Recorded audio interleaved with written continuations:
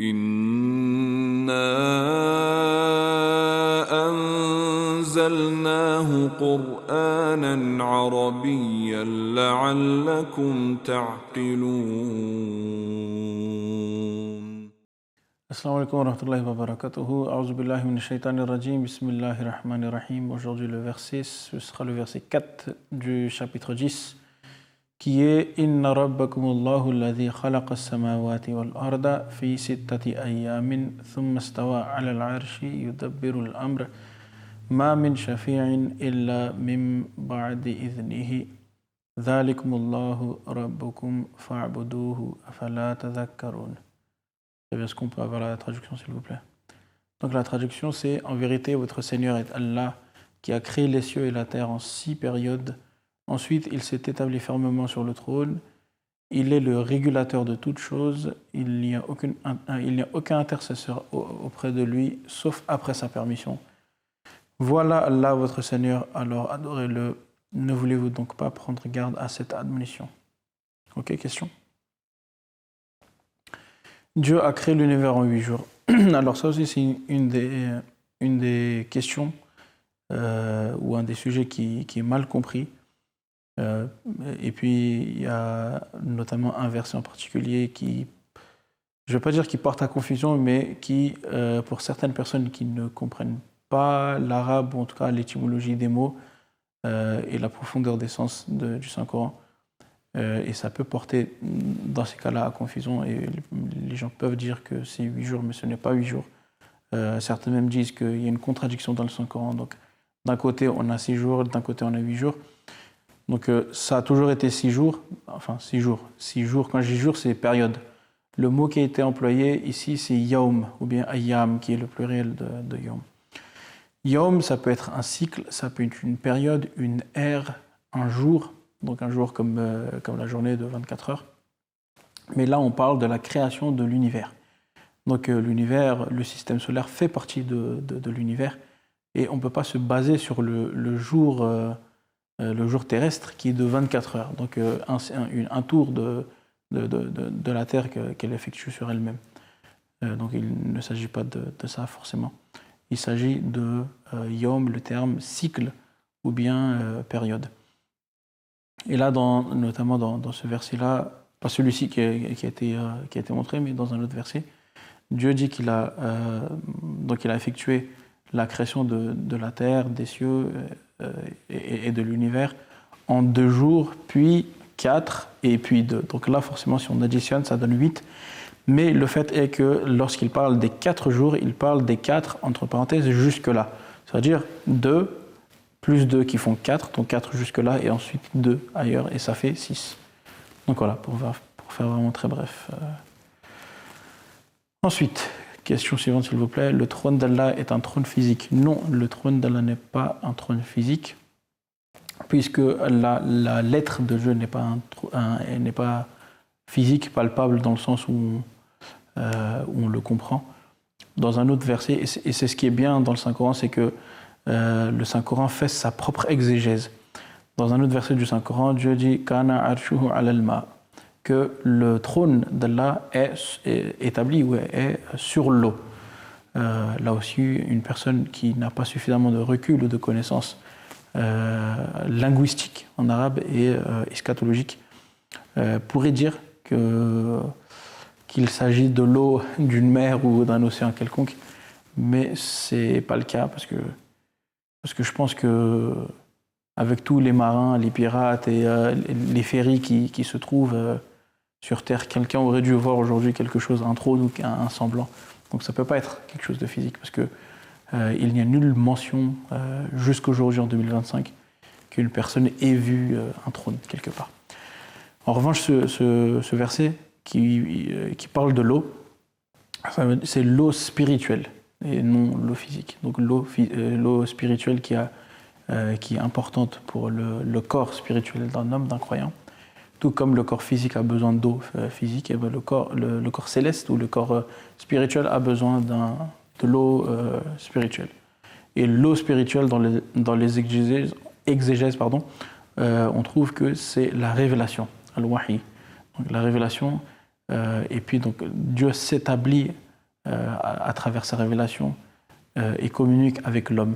Et justement, s'il n'y a pas cette révélation, cet échange avec l'homme, eh ben, l'homme, d'une façon spirituelle, mourrait.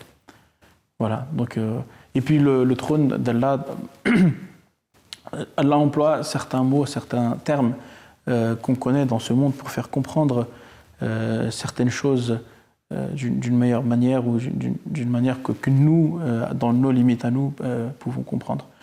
Dans les royautés, les monarchies, etc., on voit qu'il y a des trônes, on voit qu'il y a des rois, des sujets, donc tout un peuple, et le roi qui s'établit sur un trône, donc qui est orné de bijoux et de pierres, etc.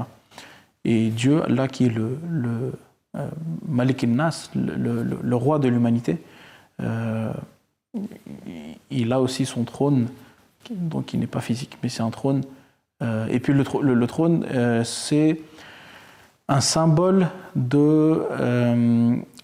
quand on compare avec le monde mondain ou physique, terrestre, on voit que les décisions toutes les décisions au final et les choses les plus importantes d'un roi ou d'une reine sont faites sur son trône. Les grandes rencontres qu'il a, lorsqu'il y a des délégations ou lorsqu'il doit décréter quelque chose, où il doit s'adresser à son peuple, il le fait sur son trône, parce que ça représente justement sa royauté et sa grandeur et sa splendeur. Donc de cette même façon, Dieu, lorsqu'il s'adresse à l'homme, le fait à travers ce trône-là.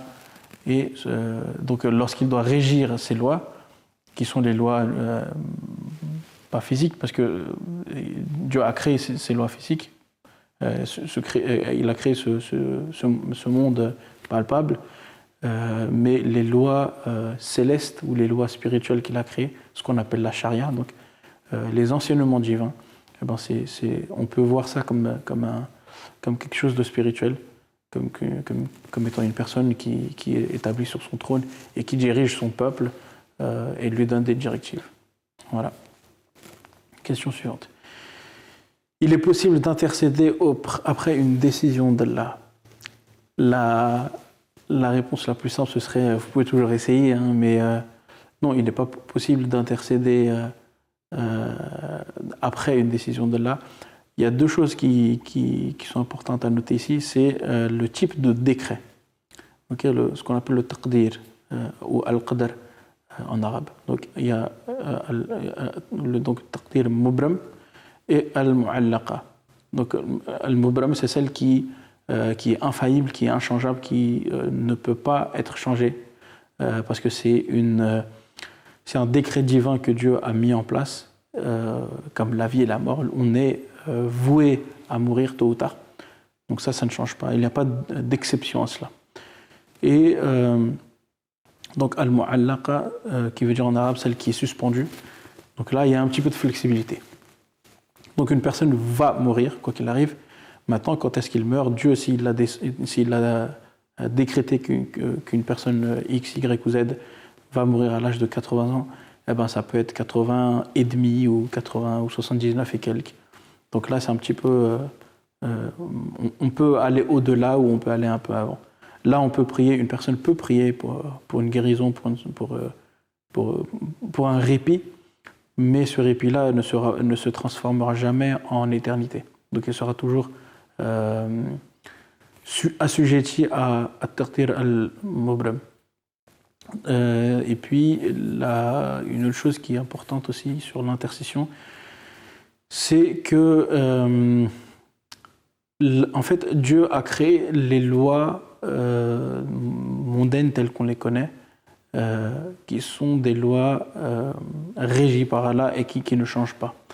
En revanche, dans la prière ou la demande ou la supplication, la prière d'intercéder en faveur de quelqu'un pour une décision qu'elle a prise, ça ne se fait que si Allah l'autorise. Et ça aussi, je l'ai dit il y a quelques minutes, que le Saint-Coran fait sa propre exégèse. Donc dans Ayatul Kursi, par exemple, on trouve que Man dhal ladhi yashfa'u indahu illa bi'idhnihi. Qui donc peut intercéder si ce n'est selon sa permission. Si Allah donne la permission à quelqu'un d'intercéder en faveur de quelqu'un ou d'une communauté, d'un peuple ou d'une d'une situation, là, il est possible d'intercéder. Mais ça ne veut pas dire que cette intercession sera acceptée. Ça, c'est à Allah de décider si oui ou non ça va être accepté.